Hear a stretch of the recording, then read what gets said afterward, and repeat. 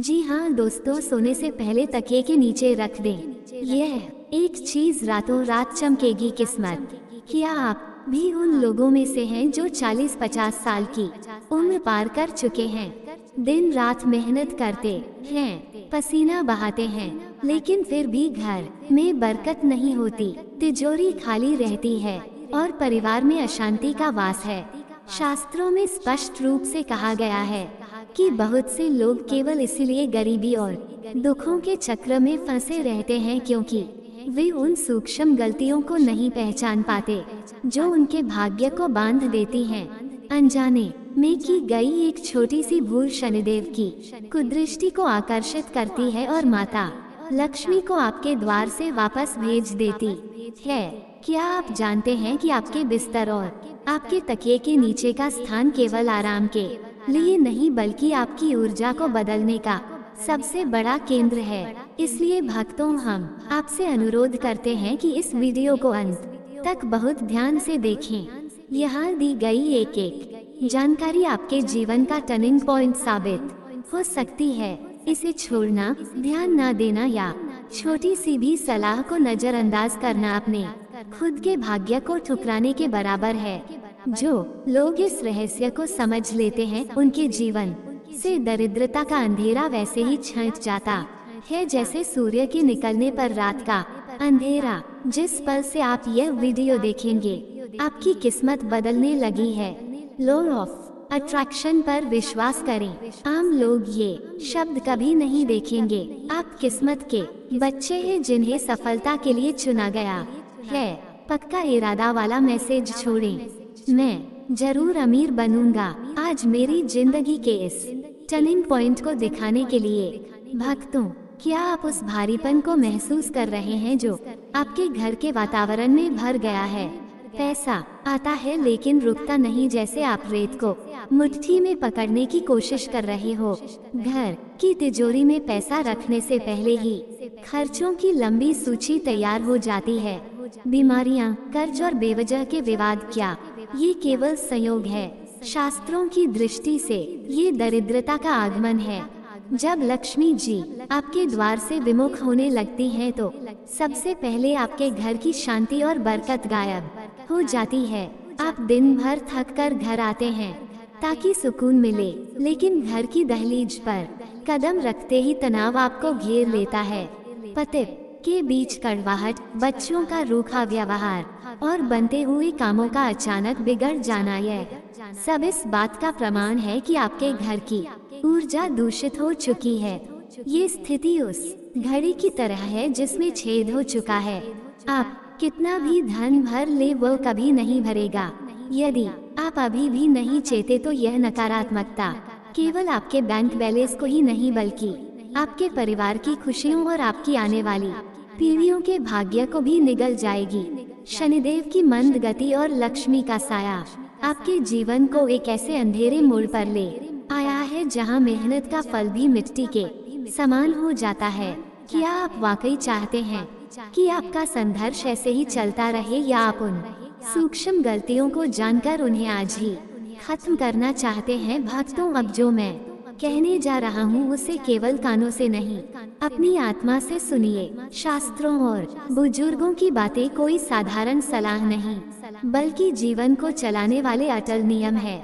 बहुत से लोग शिकायत करते हैं कि महाराज, हम तो बहुत पूजा करते हैं फिर भी दुखी क्यों हैं? इसका उत्तर आपके कर्मों की उन सूक्ष्म अशुद्धियों में छिपा है जो आप रोजाना अपने घर के सबसे पवित्र स्थान, अपने शयन कक्ष में करते हैं। पहली महागलती, अशुद्ध शरीर और नकारात्मक ऊर्जा का बिस्तर पर प्रवेश। भक्तों, क्या आप जानते हैं कि जब आप पूरे दिन बाहर घूमते हैं तो आप केवल धूल नहीं बल्कि सैकड़ों लोगों की नकारात्मक ऊर्जा और बुरी नजर अपने साथ लेकर आते हैं। शास्त्रों में स्पष्ट कहा गया है कि पैर की गंदगी में शनि का वास होता है। बहुत से भक्त आलस्य के कारण रात को बिना हाथ पैर धोए, बिना मुख शुद्ध किए सीधे बिस्तर पर चले जाते हैं। ये साक्षात दरिद्रता को आमंत्रण है। जब आप अशुद्ध अवस्था में सोते हैं तो आपकी सकारात्मक ऊर्जा का कवच टूट जाता है और राहु की काली छाया आपके मस्तिष्क पर हावी हो जाती है। संस्कार का अर्थ केवल मंदिर जाना नहीं है, बल्कि अपने शरीर को मंदिर की तरह साफ रखना भी है। जो व्यक्ति रात को अपने पैर धोकर और भगवान का स्मरण करके नहीं सोता, माता लक्ष्मी उसके घर की दहलीज से ही लौट जाती है। याद रखिए, अशुद्धता में कभी समृद्धि का वास नहीं हो सकता। इसके अलावा सुबह सूर्योदय के बाद तक बिस्तर पर पड़े रहना, जब सूर्य देव अपनी किरणों से जगत को आशीर्वाद दे रहे हो, आपके पुण्य कर्मों को नष्ट कर देता है। यह आलस्य नहीं, यह आपके भाग्य की हत्या है। दूसरी महागलती दर्पण का दोष और आत्मा का क्षरण। हमारे प्राचीन शास्त्रों में दर्पण को केवल चेहरा देखने की वस्तु नहीं, बल्कि ऊर्जा का द्वार माना गया है। रात के समय जब चारों ओर अंधेरा होता है, दर्पण नकारात्मक शक्तियों की तरंगों को सोखने और परावर्तित करने का काम करता है। यदि आपके बिस्तर के ठीक सामने आईना है और सोते समय आपकी छाया उसमें दिखाई देती है, तो समझ लीजिए कि आप अपनी आयु और अपने भाग्य को धीरे धीरे आईने को सौंप रहे हैं। रात के समय आपकी आत्मा सूक्ष्म अवस्था में होती है। दर्पण की नकारात्मक किरणें आपके आभा मंडल को हानि पहुंचाती हैं। बुजुर्ग कहते थे कि सुबह उठते ही सबसे पहले आईना देखना साक्षात अपनी सोई हुई किस्मत को फिर से गहरी नींद में सुला देने के बराबर है।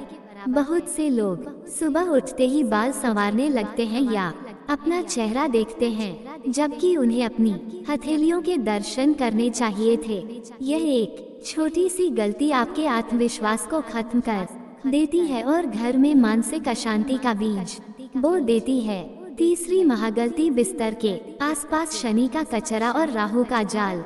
भक्तों, अपने बिस्तर के नीचे और सिरहाने की ओर झांक कर देखिए, क्या वहाँ दवाइयों के पत्ते, पुराने फटे पुराने कपड़े, लोहे का कबाड़, जंग लगी कैंची या खराब हो चुके बिजली के उपकरण पड़े हैं? यदि हाँ, तो आप अपनी बर्बादी का सामान खुद इकट्ठा कर रहे हैं। बिस्तर वह स्थान है जहां आप अपनी ऊर्जा को फिर से जीवित करते हैं, लेकिन यदि वहां शनि का कचरा है तो आपकी तरक्की रुकना निश्चित है।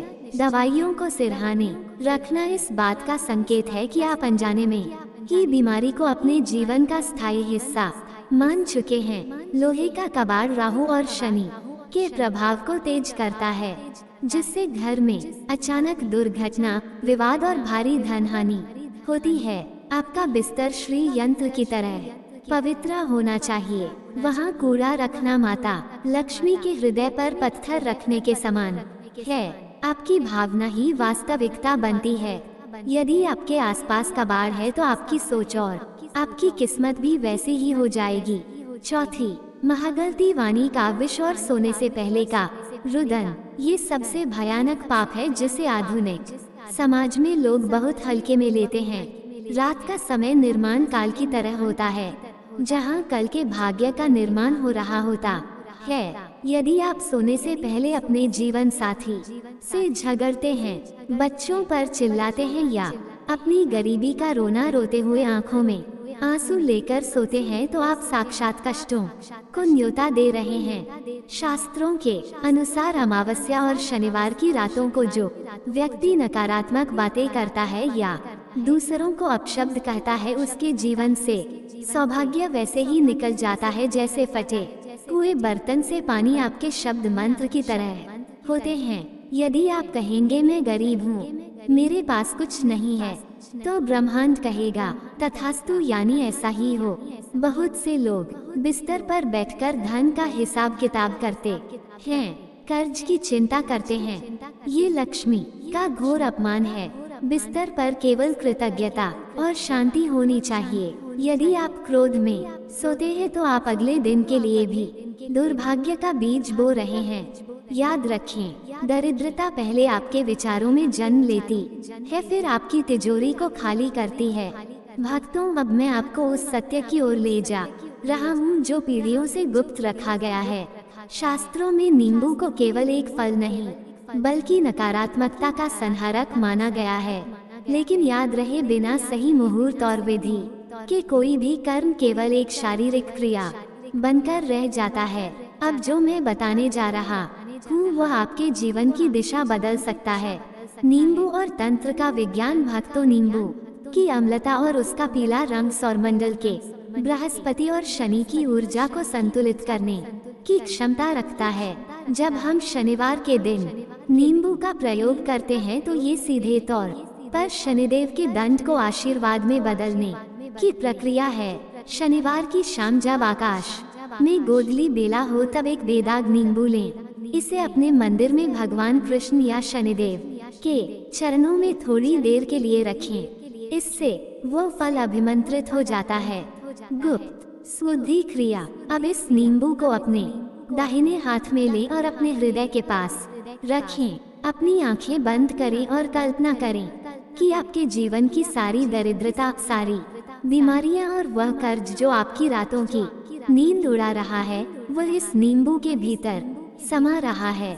अब इसे अपने सिर के ऊपर से 7 बार वारे, लेकिन ध्यान रहे इसे वारते समय छान शंश्चराय नमः का मानसिक जाप करना अनिवार्य है। ये ध्वनि तरंगे नींबू की अवशोषण शक्ति को 1000 गुना बढ़ा देती हैं। तकिए के नीचे का ब्रह्मांडीय सिद्धांत। रात को सोते समय इस नींबू को एक लाल कपड़े में लपेटकर अपने तकिए के नीचे रखें। लाल रंग मंगल का प्रतीक है जो डर और असुरक्षा को खत्म करता है। जब आप गहरी नींद में होते हैं तो आपका अवचेतन मन ब्रह्मांड से जुड़ता है। उस समय ये नींबू एक चुंबक की तरह काम करता है जो आपके सूक्ष्म शरीर से राहु और केतु के विष को खींच लेता है। बहुत से भक्तों ने अनुभव किया है कि इस क्रिया के बाद उन्हें ऐसे सपने आते हैं जो भविष्य की समस्याओं का संकेत देते हैं या अचानक से धन प्राप्ति के नए विचार मन में कौंधने लगते हैं। विसर्जन और पीपल का महाविज्ञान। रविवार की सुबह सूरज की पहली किरण निकलने से पहले मौन रहकर उस नींबू को घर से बाहर ले जाएं। शास्त्रों में पीपल के वृक्ष को वृक्षराज कहा गया है। इसकी जड़ों में ब्रह्मा, तने में विष्णु और शाखाओं में शिव का वास होता है। शनिवार को शनिदेव ने पीपल को वरदान दिया था कि जो भी इसकी सेवा करेगा उस पर 7.5 का प्रभाव कम होगा। जब आप उस नींबू को पीपल की जड़ के पास गाड़ते हैं तो आप अपनी समस्याओं को सीधे परमात्मा के चरणों में समर्पित कर रहे होते हैं। 41 शनिवार का रहस्य क्यों? 41 बार ही भक्तों हमारे शरीर के चक्रों को पूरी तरह से शुद्ध होने और भाग्य की रेखाओं को पुनर्गठित होने में लगभग इतना ही समय लगता है। यह एक मंडल की अवधि है। यदि आप बीच में एक भी शनिवार छोड़ देते हैं तो वह ऊर्जा का प्रवाह टूट जाता है। हर बार एक नया पीपल का पेड़ चुनना इस बात का प्रतीक है कि आप अपनी नकारात्मकता को एक ही स्थान पर केंद्रित नहीं कर रहे बल्कि उसे प्रकृति के विशाल चक्र में विसर्जित कर रहे हैं। मृत्यु तुल्य कष्टों से रक्षा। अब एक और विशेष बात, यदि आपके घर में कोई वाहन है या आप अक्सर यात्रा पर रहते हैं तो नींबू को केवल काटना या फेंकना काफी नहीं है। घर से निकलते समय अपनी गाड़ी के अगले दाहिने पहिए के नीचे एक नींबू रखें। जैसे ही गाड़ी उस पर से गुजरती है और नींबू फटता है वो उस यात्रा पर आने वाली किसी भी अदृश्य बाधा या दुर्घटना के योग को उसी क्षण समाप्त कर देता है। ये क्रिया आपके घर की दहलीज की रक्षा करती है। भक्तों, ये सब करते समय अहंकार को त्याग दें। ये ना सोए कि मैं ये कर रहा हूँ, बल्कि यह सोए कि परमात्मा के निर्देशानुसार यह हो रहा है। कर्म गुप्त का अर्थ है कि इसकी चर्चा किसी से ना करें, यहाँ तक कि अपने परिवार के सदस्यों से भी नहीं। जब बीज जमीन के नीचे अंधेरे में और चुपचाप रहता है तभी वह एक विशाल वृक्ष बनता है। आपकी श्रद्धा ही वह खाद है जो आपके भाग्य के इस बीज को सींचेगी। समय, स्थान और भाव, इन तीनों का संगम ही आपको दरिद्रता के नर्क से निकालकर समृद्धि के स्वर्ग तक ले जाएगा। भक्तों, अब समय आ गया है कि हम अपनी आंखों से उस पट्टी को हटा दे जिसने हमें भ्रम के अंधेरे में बांध रखा है। हम पूरी उम्र उस धन के पीछे भागते हैं जिसे हम लक्ष्मी कहते हैं, लेकिन क्या कभी हमने सोचा है कि वास्तविक लक्ष्मी क्या है? शास्त्रों के अनुसार वह धन जो चोरी हो जाए, जो बीमारी में बह जाए या जो परिवार में क्लेश पैदा करे, वह लक्ष्मी नहीं बल्कि अलक्ष्मी का रूप है। सच्चा धन वह है जो आपके मन को शांति दे और आपके परिवार में प्रेम का विस्तार करे। दुनिया की दृष्टि में अमीर वह है जिसकी तिजोरी भरी है, लेकिन ईश्वर की दृष्टि में अमीर वह है जिसका हृदय करुणा और संतोष से भरा है। सबसे बड़ा दरिद्र वह नहीं है जिसके पास रोटी नहीं है, बल्कि वह है जिसके पास असीमित धन होने के बाद भी और पाने की भूख शांत नहीं होती। ये तृष्णा ही नरक का द्वार है। जब हम नींबू का उपाय करते हैं या कोई आध्यात्मिक क्रिया करते हैं तो हम केवल धन नहीं मांग रहे होते, हम उस नकारात्मकता से मुक्ति मांग रहे होते हैं जो हमें हमारे वास्तविक स्वरूप से दूर ले जाती है।